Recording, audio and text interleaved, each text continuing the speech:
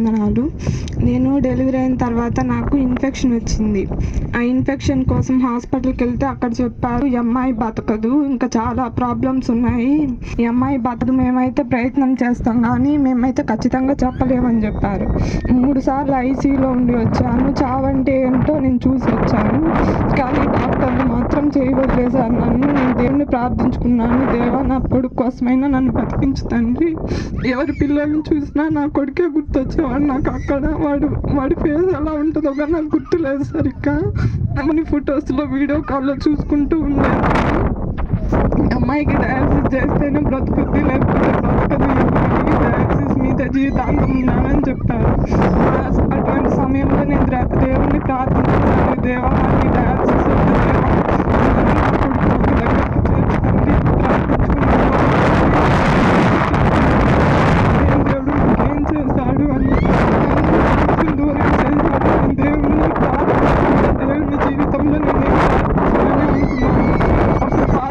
నాకు ధైర్యం చెప్పారు. అమ్మ నీ పట్ల దేవుడు ఉన్నాడు, నువ్వు దేవుని అలా అనకూడదు అని చెప్పాడు నాకు.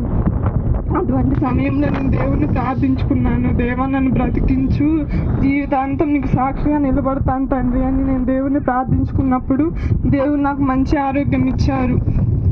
పోయిన నెల హాస్పిటల్కి వెళ్ళినప్పుడు కూడా అక్కడ అందరు చూసి ఆశ్చర్యపోయారు. నేను ఇలా చూస్తామని అనుకోలేదమ్మా, డాక్టర్స్ నీ కోసం చాలా ప్రయత్నించారు, నేను బతికించారంటే నేను వాళ్ళకి చెప్పాను, డాక్టర్ కాదమ్మా మా దేవుడి వల్లే నేను ఈ స్థితిలో ఉన్నాను అని చెప్పాను. అందరూ ఆశ్చర్యపోయారు. అప్పుడు నిజమేనమ్మా నీ దేవుడే నేను బతికించాడని అందరూ ఆశ్చర్యపోయారు. ఈ చిన్న సాక్ష్యం దేవుడు దీవించిన గాక. నా కోసం ప్రార్థన చేసిన మీ అందరికీ నా వందనాలు.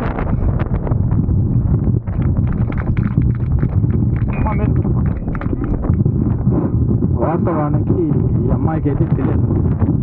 వాస్తవానికి ఈ అమ్మాయి చనిపోయింది. అంటే జోయలును వాళ్ళంతా ఇద్దరు ఇంటికి వస్తున్నారు. అమ్మాయి నేను ఇద్దరం వెళ్ళాము. కింద ఐసీయూలో ఉంది అమ్మాయి. ఐసీయూలో నుంచి వీళ్ళిద్దరు, నేను బయటకు వచ్చాను, అమ్మాయిలు ఇద్దరు మాట్లాడుకుంటున్నారు, బాగా అంటే జోకులేసి నవ్వుకుంటున్నారు. ఉండేసరికి హఠాత్తుగా అమ్మాయికి ఆయాసం ఎక్కువైంది. బాత్రూమ్కి వెళ్ళి వచ్చేసింది, ఆయాసం ఎక్కువైంది. అసలు తెలియట్లే. అమ్మాయి అరుస్తుంది, బాబాయ్ బాబాయ్ అని అరుస్తుంది, అక్క అక్క అని అరుస్తుంది. అక్కడ నైట్ డ్యూటీ ఆల్మోస్ట్ 11:30 అయి ఉంటుంది, 11:30 అయి ఉంటుంది. ఒక డాక్టర్ మాత్రమే ఉన్నాడు అక్కడ, అంటే నైట్ డ్యూటీ డాక్టరు.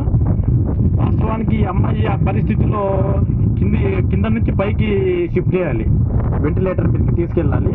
కిందనే ఆల్మోస్ట్ అది పైకి మెట్ల మీదకి తీసుకెళ్తుంటే చనిపోయింది అమ్మాయి. వాస్తవానికి అమ్మాయికి తెలియదు చనిపోయింది అనుకున్నా. చనిపోయేసరికి మాకు సంతకం పెట్టించుకున్నారు నా చేత. మీరేమవుతారు అన్నారు. అంటే నేను అమ్మాయికి బాబాయ్ అవుతాను సార్ అని చెప్పాను. ఇలా భర్త లేరా అన్నారు. భర్త అంటే సార్ వాళ్ళు ఊరికి వెళ్ళారు, అర్జెంటుగా పిలిపించండి మాకు సంతకం కావాలని దాని మీద నాకు చూపించారు. అది నేను చూశాను. వాస్తవానికి దాని మీద రూల్స్ అండ్ కండిషన్స్ ఉంటాయి కదా. ఈ అమ్మాయి లోనికి తీసుకెళ్లారు. ఇక్కడ రూమ్లోకి ఎంటర్ అవుతున్నాము, ఏం లేదు ఈ అమ్మాయిలు అసలు. ఇంకా నేను వాస్తవానికి ప్రాణం అయితే లేదు అమ్మాయిలో, చనిపోయింది వాస్తవానికి. అంటే దేవుడు అమ్మాయికి రెండో పుట్టుక ఇచ్చాడు అమ్మాయికి. ఒక పావు గంట దాకా సంతకం పెట్టించుకొని లోనికి వెళ్ళారు. డాక్టర్లు అయితే ఆల్మోస్ట్ 5 డాక్టర్లు ఎంత ప్రాధాయపడ్డారో. సంతకం పెట్టించుకుంది, చనిపోయింది. ఇంకా జోయల్ని కూడా ఫోన్ చేసి పిలిపించాను. వాళ్ళు వినుకొండ వరకు వచ్చారు ఊరికి రావడానికి. జోయల్ మీరు వెంటనే వచ్చేయండి, ఏం లేదు ఇంకా అని వాళ్ళకి చెప్పాను. వాళ్ళు ఇంకా భయపడి ఎన్నికి వచ్చారు. వాస్తవానికి ఆ అమ్మాయి ఇలా బ్రతికిందంటే దేవుడు ఆ అమ్మాయికి చనిపోయి మళ్ళీ తిరిగి పునర్జన్మ ఇచ్చినట్టే. వాస్తవానికి ఆ అమ్మాయికి ఇదంతా తెలియట్లేదు. ఆ అమ్మాయి నరకం ఏంటో వాళ్ళ కుటుంబం మొత్తం అనుభవించారు. నరకం అంటే ఎక్కడో లేదు, వాళ్ళ హాస్పిటల్లోనే 3 నెలలు అనుభవించారు. అలాగే ఆ యొక్క హాస్పిటల్లో కూడా దేవుడి దయ వల్ల మాకు హాస్పిటల్ అడ్మిట్ చేసుకోవటము, హాస్పిటల్ సగానికి సగము వాస్తవానికి మాకు డిస్కౌంట్ ఇచ్చారు. అది నేషనల్ హాస్పిటల్ కూడా సామాన్యంగా అడ్మిట్ చేసుకోరు. అమ్మాయిని అయితే అడ్మిట్ చేసుకోలేదు వాళ్ళు. చేసుకోకపోతే అక్కడ తెలిసిన డాక్టర్ గారు ఉంటే, మేడం ఇది పరిస్థితి, HOD head of the department అని ఒక ఆమె ఉంటుంది. ఆ హాస్పిటల్ మొత్తానికి హెడ్ ఆమె జార్ఖండ్లో ఉంటుంది. ఆమె ట్రీట్ చేసేది అమ్మాయిని. మాకు నైట్ అయితే నైట్ ఉండండి, మేము చేర్చుకోమైతే కన్ఫామ్గా చెప్పలేము. మీరు నైట్ వచ్చారు కదా, ఎర్లీ మార్నింగ్ ఉదయాన్నే మేడం వస్తారు.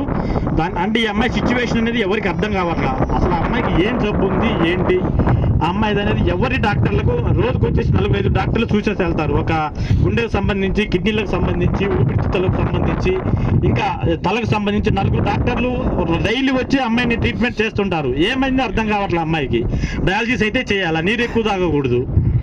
అలా ఉన్నట్టుకి మేము డాక్టర్ గారు మేడం ఇది పరిస్థితి అంటే, సరే వేరే డాక్టర్ దగ్గర రిఫర్ చేశాము. దేవుడా నీ చిత్తమైతే నేను ప్రార్థించుకుంటూనే ఉన్నాను, ఈ యొక్క హాస్పిటల్ అడ్మిట్ అయితే చాలు మేము అనుకున్నాము. నాకు దేవుడి దగ్గర అడ్మిట్ చేసుకున్నారు. అడ్మిట్ చేసుకున్న తర్వాత వీళ్ళు అమ్మాయి వాస్తవానికి చనిపోయి బ్రతికి వచ్చింది. అమ్మాయి దేవుడు ఇచ్చిన ప్రాణ భిక్ష అమ్మాయికి దేవుడు పెట్టింది. అలాగా తర్వాత వీళ్ళు ఏంటంటే డయాలసిస్ ఇక్కడే చేసుకుంటున్నారు. మాకు తెలియదు, మేము కూడా అనుకున్నాం మీ అమ్మాయికి డయాలసిస్ కంటిన్యూ అవుతుందని.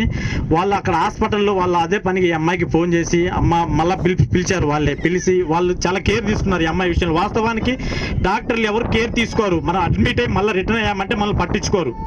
అలా అంటది ఆ మేడం గారు వీళ్ళకి ఫోన్ చేసి, పెద్ద అమ్మ హెడ్ ఆఫ్ ద డిపార్ట్మెంట్, అమ్మ మొత్తానికి హెడ్, ఆమె ఫోన్ చేసి మళ్ళీ పిలిపించి డయాలసిస్ ఇప్పుడు దాకా ఎందుకు చేయించుకున్నావు, డయాలసిస్ అవసరం లేదని చెప్పడం జరిగింది.